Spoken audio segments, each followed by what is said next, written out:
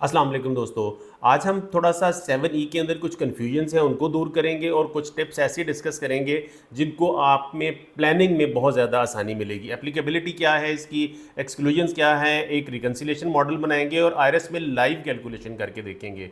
हमें पता है कैपिटल एसेट में प्रॉपर्टी ऑफ एनी काइंड शामिल है, बिजनेस प्रॉपर्टीज शामिल नहीं है और मूवेबल एसेट्स गाड़ियाँ, गोल्ड एट्सेट्रा शामिल नहीं है। इसके अंदर से बहुत सारी एक्सक्लूजन है। एक कैपिटल एसेट एक्सक्लूडेड है हर टैक्स पेयर के लिए, सेल्फ ओन्ड जो बिजनेस उसमें कर रहा है, एग्रीकल्चर प्रॉपर्टी एक्सक्लूडेड है, हमारे शहीद और जो डिपेंडेंट्स हैं उनके और जो गवर्नमेंट सर्वेंट्स हैं उनकी एक्सक्लूडेड है। उसके अलावा जिस प्रॉपर्टी के ऊपर आप टैक्स दे रहे हैं वो एक्सक्लूडेड है और जिस प्रॉपर्टी के ऊपर आपने इसी साल परचेज किया और उसके ऊपर 236K का टैक्स दिया वो भी एक्सक्लूडेड है।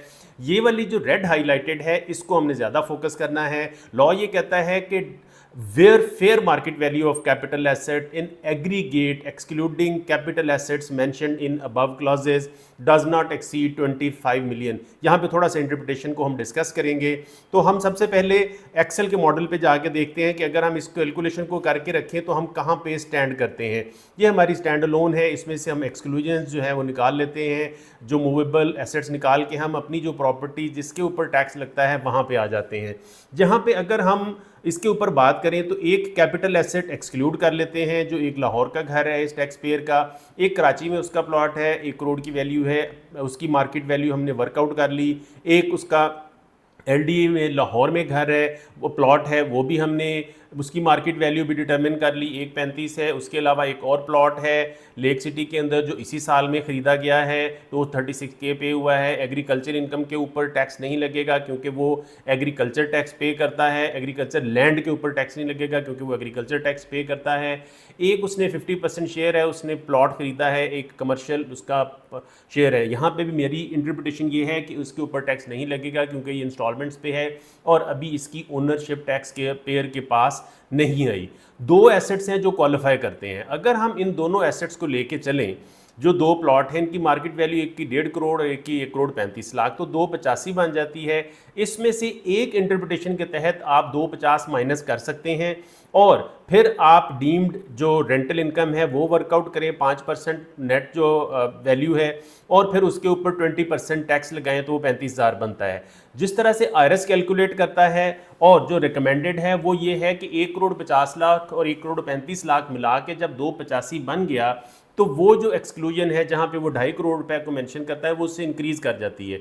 आईआरएस इस तरह से इंटरप्रेट करता है। बहरहाल इसको लेके अगर हम चलते हैं तो 285 के ऊपर जो हमारा डीम्ड रेंटल इनकम बन जाएगी, यानी 1% of the fair market value जो एज्यूम करता है एफबीआर इसको टैक्स करने के लिए, तो वो 14,25,000 बन जाती है। हम देखते हैं कि ये 14-25 कैसे बनती है। उससे पहले मैं आपको ये भी बता दूं कि एक लोगों का सवाल ये है कि जी मैटर कोर्ट में है, हम अभी टैक्स क्यों पे करें।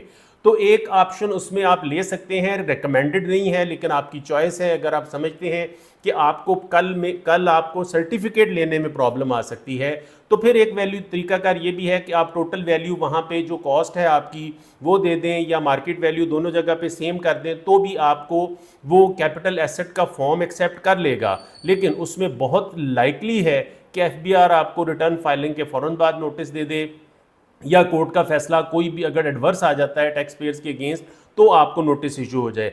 एफबीआर किस तरह से बिहेव करता है, बिल्कुल यही एसेट्स हम टैक्स पेयर की जब उसके रिटर्न के अंदर डालते हैं तो हम ये देख लेते हैं कि जो एग्रीकल्चर इनकम है वो एग्जेम्प्ट है और जो हमने यहाँ पे सारे के सारे एसेट्स डाले हुए हैं। इसमें लेक सिटी वाला प्लॉट हमने बताया था, उसकी अभी ओनरशिप वो उसके ऊपर उसने 236K पे किया है, वो एग्जेम्प्ट है। ये जो एक घर है या प्लॉट है इसका 72 लाख रुपए का, इसकी मार्केट वैल्यू 150 है, तो ये जो है ये इसमें क्वालिफाई करता है 7E में 1%। उसके अलावा एक और कराची में इस टैक्स पेयर का प्लॉट है जिसकी कॉस्ट 1 करोड़ है लेकिन मार्केट वैल्यू इस वक्त तकरीबन 1.5 करोड़ है, तो ये भी क्वालिफाई करता है। एक बहरिया टाउन में ये घर है, ये उसने 1 कैपिटल एसेट जो एग्जेम्प्ट है उसमें क्वालिफाई करवाया हुआ है और एक जो अभी इंस्टॉलमेंट्स पे प्लॉट लिया है, कुछ इंस्टॉलमेंट्स गई हैं, उसको भी मेरी इंटरप्रिटेशन के मुताबिक एक्सक्लूड किया गया है। अब अगर आप देखें तो ये 2 प्रॉपर्टीज़ हैं जो क्वालिफाई करती हैं इसके अंदर। यहाँ पे ये वाली वैल्यू एक की 1.35 है, उसको हम ठीक कर लेते हैं।